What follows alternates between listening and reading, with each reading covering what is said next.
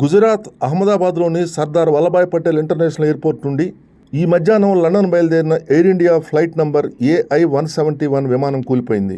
Ahmedabad airport నుంచి London వెళ్లేందుకు ఈ మధ్యాహ్నం విమానం టేకాఫ్ అయింది.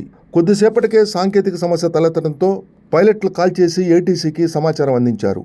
అప్పటికే సెకన్ల వ్యవధిలోనే విమానం చెట్టును ఢీకొట్టి ఓ బిల్డింగ్పై కూలిపోయింది.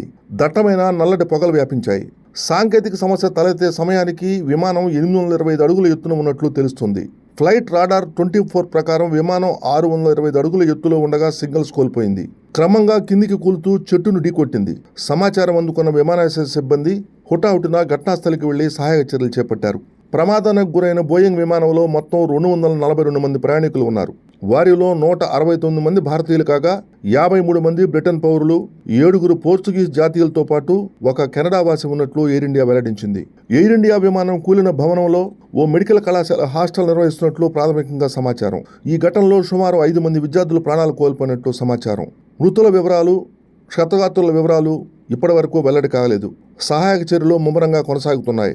అత్యవసర సేవలకు ఎలాంటి అంతరాయం కలగకుండా సంఘటన జరిగిన పరిసరాలను అధికారులు తమ ఆధీనంలోకి తీసుకున్నారు. ప్రమాదం గురించి సమాచారం అందుకున్న వెంటనే కేంద్ర పౌర విమానయాన శాఖ మంత్రి కింజరాపు రామ్మోహన్ నాయుడు కార్యక్రమాలన్నింటినీ రద్దు చేసుకుని హుటాహుటిన అహ్మదాబాద్ బయలుదేరారు. వ్యక్తిగతంగా పరిస్థితిని సమీక్షిస్తున్నారు. ఈ విమాన ప్రమాదంపై ప్రధాని మోడీ తీవ్ర దిగ్భ్రాంతి వ్యక్తం చేశారు.